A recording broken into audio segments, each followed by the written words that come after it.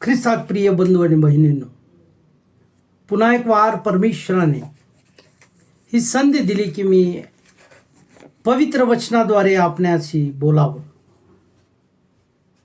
प्रियानो, आज मी एक विशेष शब्दाविषयी मी बोलणार आहे.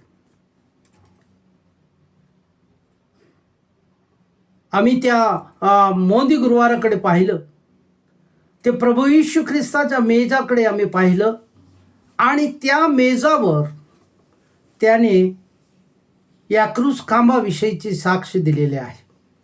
क्रूस खांबाविषयीचं दर्शन दिलेलं आहे की तो मनुष्य मात्राकरिता त्या क्रूस खांबावर आपला देह, आपलं शरीर अर्पण करणार आहे, मोडणार आहे, आपलं रक्त सांडणार आहे आणि मनुष्याला उद्धाराचा मार्ग देणार आहे. त्या मेजावरच त्याने आपल्या शिष्यासमवेत ही गोष्ट प्रगट केली. प्रियानो, आज उत्तम शुक्रवार, याला आम्ही उत्तम का म्हणतो तर इतर शुक्रवारासारखं हा शुक्रवार नाही, कारण या शुक्रवारी अलौकिक आणि अद्भुत असं घडलेलं आहे. ज्या कार्याकरिता प्रभू येशू ख्रिस्त पृथ्वीवर आला,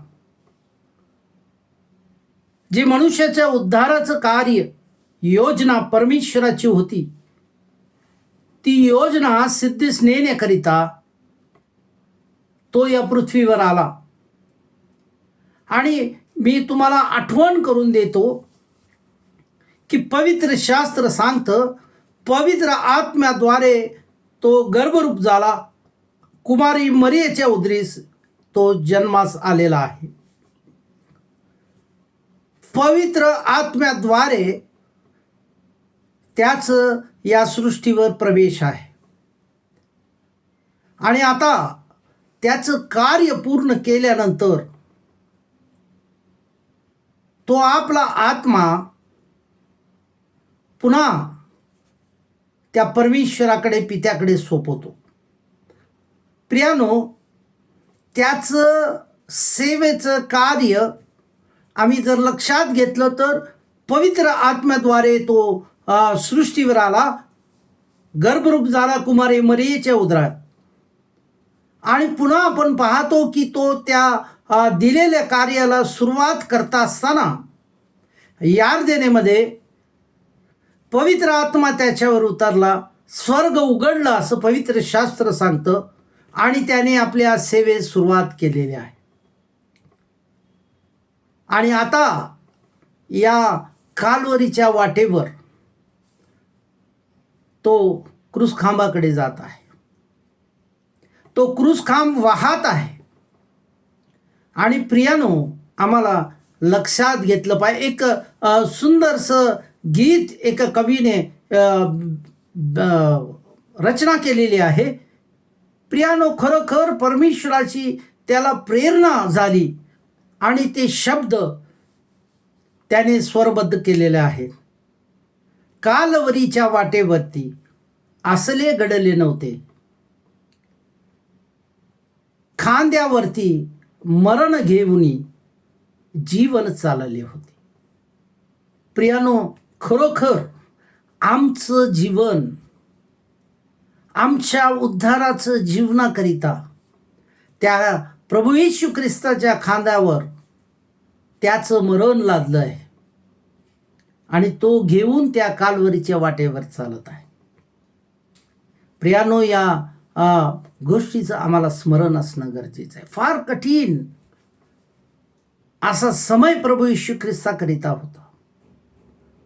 ज्यांनी ती जाऊन काल्वरीची वाट पाहिली त्यास त्या वाटेची तीव्रता समजून येते. प्रियानो, इतकं सोपं प्रभू येशू ख्रिस्ताचं मनुष्य मात्राकरिता काम नव्हतं. हे 3.5 वर्ष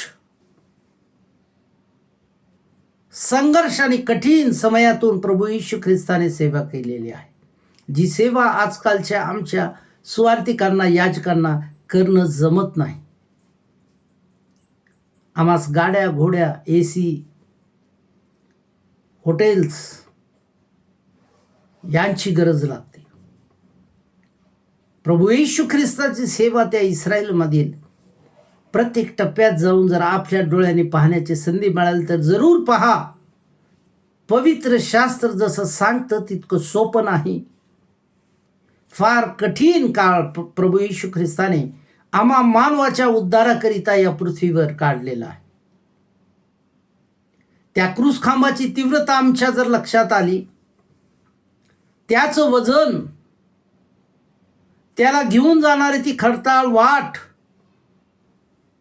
हे जर आम्ही पाहिलं तर आम्हाला लक्षात येईल की प्रभू येशू ख्रिस्ताचं या क्रूसावरील आमच्याकरिता बलिदान फार सोपं नव्हतं. फार कठीण समयातून प्रभू येशू ख्रिस्त गेलेला आहे. प्रियानो, आम्ही 3 तास या क्रूसावरील 6 उद्गाराचं विश्लेषण ऐकतो,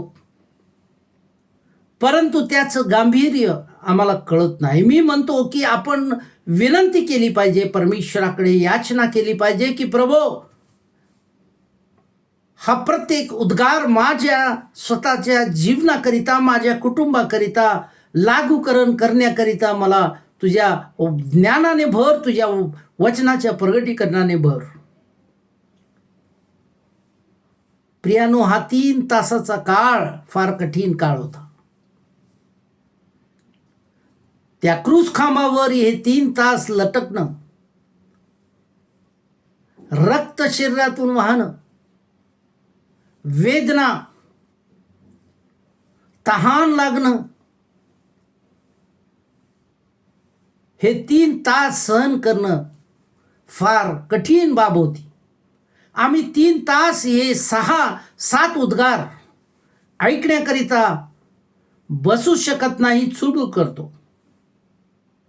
कारण या उद्गारांचं गांभीर्य आमच्या जीवनाला आम्ही लागूकरण केलेलं नसतं. ही रीतिरिवाज म्हणून आम्ही या गुड फ्रायडेला याचं विश्लेषण ऐकण्याकरिता, आमची हजेरी लावण्याकरिता आम्ही त्या पवित्र स्थानामध्ये असतो. आज माझी आपणाला नम्र विनंती आहे प्रियानो, करून पहा. प्रत्येक उद्गार याचं नवीन प्रगटीकरण परमेश्वर तुम्हाला देईल. यावर मनन करा आणि आपल्या कुटुंबाकरिता ते लागूकरण करा. जगातील सर्व स्टेटमेंट्सपेक्षा प्रभू येशू ख्रिस्ताचे हे 7 उद्गार फार मोठे असे मानले जातात. या 7 उद्गारांविषयी आजपर्यंत अनेक देवाचे सेवक, प्रचारक, विश्लेषक यांनी अनेक गोष्टी मांडलेल्या आहेत. ते त्यांच्या ज्ञानाने नव्हे तर परमेश्वराच्या आत्म्याद्वारे त्यांचं मार्गदर्शन आहे. परंतु प्रत्येकाचे वेगळं विश्लेषण आपल्याला ऐकायला मिळेल, कारण या 7 उद्गाराची व्याप्तीच इतकी मोठी आहे की त्याची समाप्ती नाही आहे. आणि म्हणून आज या गुड फ्रायडेचे निमित्त प्रियानो, मी आपणासमोर हे 7 उद्गार घेऊन आलो नाही, तर मनुष्याच्या जीवनाकरिता, मनुष्याच्या स्मरणार्थ असणारं, मनुष्याचं जीवन पालटणारं, मनुष्याच्या विश्वासाची बळकटी असणारा एकच 7वा शब्द याविषयी मी तुम्हाला सांगत आहे. लुकाचं पुस्तक याचा 23वा अध्याय आणि 46व्या वचनामध्ये असं म्हटलेलं आहे की तो मोठ्याने ओरडून त्याने आरोळी मारली, हे बापा, मी आपला आत्मा तुझ्या हाती सोपवत आहे. आता प्रभू येशू ख्रिस्ताला त्याचा आत्मा पित्याला सोपवण्याची काय गरज आहे? प्रियानो, हा आत्मा, परमेश्वराचा आत्मा, पवित्र आत्मा प्रभू येशू ख्रिस्तामध्ये त्याच्या जन्माच्या समयी त्या ठिकाणी आलेला आहे. तोच यार्देनेमध्ये त्याच्यामध्ये होता. तोच पवित्र आत्मा त्याच्या 3.5 वर्षाच्या सेवेमध्ये त्याला सहायता करीत होता आणि आज त्या क्रुसावर गेल्यानंतर तोच सहायता करत आहे. आता बलिदानाचं समय पूर्णत्वास येत आहे. शरीर, प्राण आणि आत्मा. प्रियानो, आपण जर पाहिलं तर तो देवाचा पुत्र होता आणि देवाचा पुत्र म्हणून तो या सृष्टीवर आला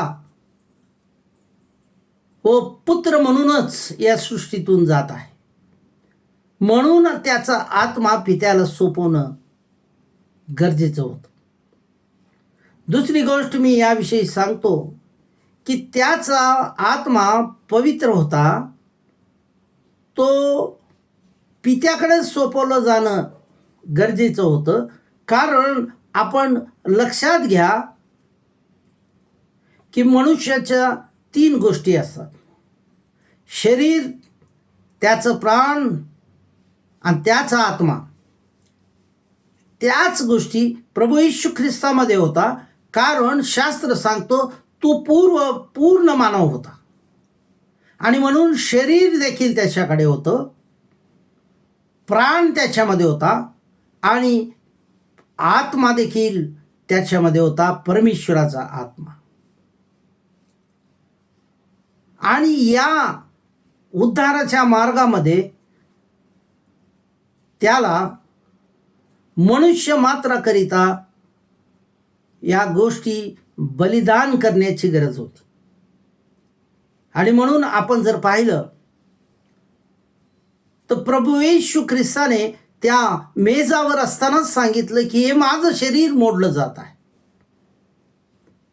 त्याने आपलं शरीर बलिदान केलं. माझं रक्त सांडलं जात आहे. म्हणजे ते रक्त म्हणजे प्राण. तुम्ही म्हणाल की रक्त म्हणजे प्राण कसं काय आहे? प्रियांनो, पवित्र शास्त्राद्वारे मी तुम्हाला उदाहरण देऊ इच्छितो. लेवीचं पुस्तकामध्ये जर आपण गेलं, लेवीचं पुस्तक 17वा अध्याय 11वं वचन.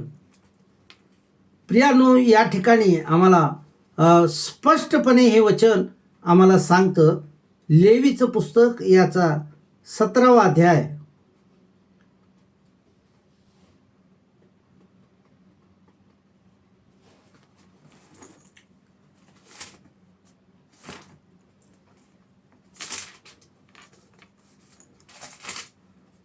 प्रियानो, या लेवीच्या पुस्तकामध्ये 17वा अध्याय 11वं वचन जे आहे ते 11वं वचन फार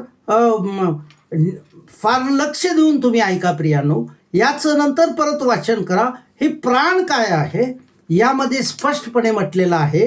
या 11व्या वचनात म्हटलेलं आहे, कारण शरीराचे जीवन रक्तात असते आणि तुमच्या जीवाबद्दल प्रायश्चित व्हावे म्हणून ते तुम्हास वेदीवर दिले आहे.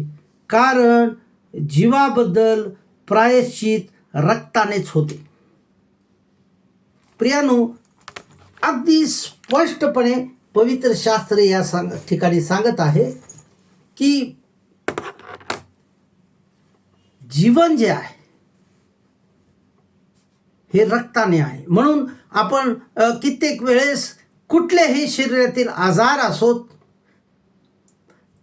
त्याचं निदान करण्याकरिता डॉक्टर सर्वप्रथम तुम्हाला रक्ताची तपासणी करण्यास लावतो. कारण त्या रक्तामध्ये शरीरातील कुठल्याही भागातील घटकांविषयीचं ज्ञान प्राप्त होऊ शकतं. म्हणून रक्त जर नसेल तर तुम्ही मृत होता. तुमचं शरीर दुबळं होतं आणि मनुष्याचा प्राण जातो. म्हणून या ठिकाणी त्याचं शरीर रामाकरिता मोडलं गेलं, रक्त सांडलं गेलं. त्याने आपलं शरीर आमच्याकरिता बलिदान केलं. त्याने आपला प्राण दिला, रक्त सांडलं. आणि आता हा पवित्र आत्मा सृष्टीतील कुठल्याही याजक, बिशप, सेवक याच्याकडे सोपवू शकत नव्हता. कारण त्यांचाच आत्मा परमेश्वराकडे सोपविला जातो. ज्यावेळेस मनुष्य मरण पावतो त्यावेळेस त्याचा आत्मा परमेश्वराकडे जातो. म्हणून पित्याकडे आपला आत्मा सोपवणं गरजेचं होतं. म्हणून या शब्दामध्ये प्रभू येशू ख्रिस्त मोठ्याने आरोळी मारून म्हणतो की हे माझ्या बाप, हे पित्या, मी आपला आत्मा तुझ्या हाती सोपवत आहे. प्रियानो, फार महत्त्वाचा शब्द या ठिकाणी आमच्या लक्षात येईल. त्याने आपले शरीर दिलं, त्याने आपला प्राण वाहिला आणि तो आता आत्मा पित्याकडे सोपवत आहे. प्रियानो, या क्रूसावरील शब्दाचे आमच्या जीवनाकरिता फार महत्त्व आहे. या क्रूसावरील प्रत्येक उद्गाराचं आमच्या जीवनाकरिता फार महत्त्व आहे. हे आमच्या जीवनाकरिता लागूकरण करण्याची गरज आहे. आमच्या कुटुंबाकरिता लागूकरण करण्याची गरज आहे. आम्ही केवळ प्रार्थनेद्वारे आणि त्या प्रार्थनेच्या ॲक्टिव्हिटीज, मंडळातील ॲक्टिव्हिटीज, पुढारपण यामधून मोठेपणा करीत असताना आमचं जीवन उद्धारलं जाणार नाही. आम्ही जोपर्यंत या बलिदान झालेले शरीर, प्राण आणि आत्म्याविषयी विश्वासू नाही तोपर्यंत आम्हास कुठल्याही प्रकारची धार्मिकता किंवा परमेश्वराकडून प्राप्त होणारे आशीर्वाद प्राप्त होणार नाही. म्हणून आम्ही पाहतो की असे कित्येक कुटुंब कलहाने भरलेले आहेत, विस्कटलेले आहेत. त्यांचे आचार विचार परमेश्वराच्या विचारांसमवेत, आत्म्यासमवेत नाही.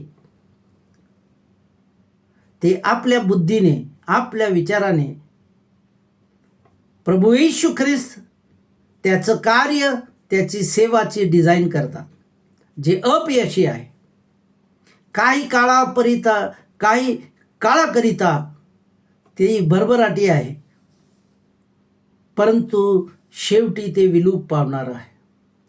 म्हणून आज या क्रूसासमोर उभे असताना प्रियानो, या 7 उद्गाराकडे आमच्या अंतःकरणपूर्वक आम्ही लक्ष द्यायची गरज आहे. हा 7वा उद्गार आम्हाला सांगत आहे, बाकीच्या उद्गारांपेक्षा हा 7वा उद्गार आम्हाला स्मरण करून देतो की परमेश्वराने आमच्याकरिता, प्रभू येशू ख्रिस्ताने आमच्याकरिता बलिदान दिलेलं आहे.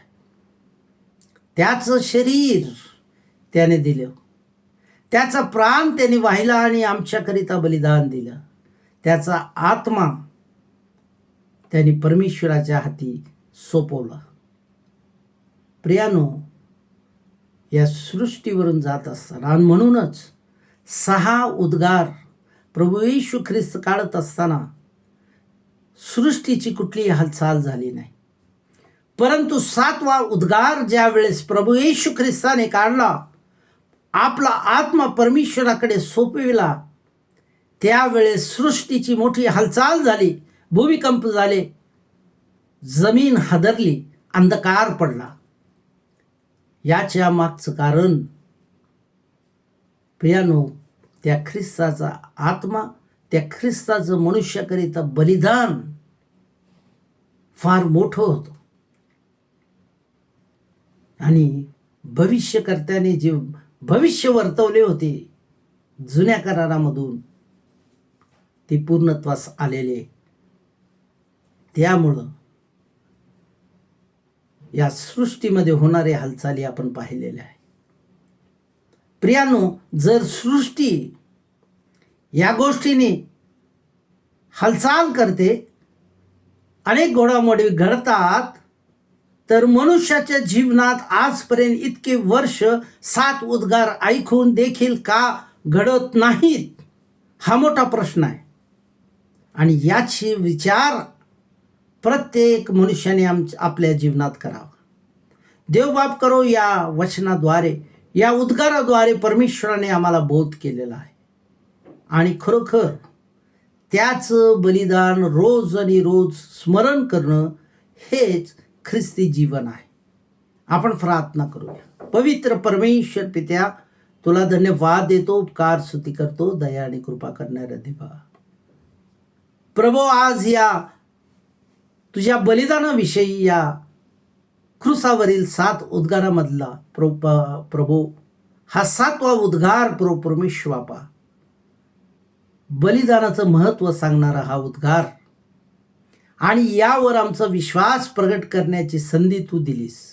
धन्यवाद देतो प्रभू परमेश्वरा. प्रत्येक ऐकणाऱ्याला प्रभू परमेश्वरा तुझ्या पवित्र आणि अलौकिक ज्ञानाने भर, प्रगटीकरणाने भर, जेणेकरून प्रभू परमेश्वरा तुझा प्रत्येक उद्गार प्रभू परमेश्वरा त्यांचा उद्धार व्हावा, त्यांच्या उद्धाराचा वाटेकरी व्हावा, यासाठी सहायता प्रभू येशू ख्रिस्त आमचा प्रभू याच्या सामर्थ्यशाली नावात मी मागतो म्हणून तो ऐक.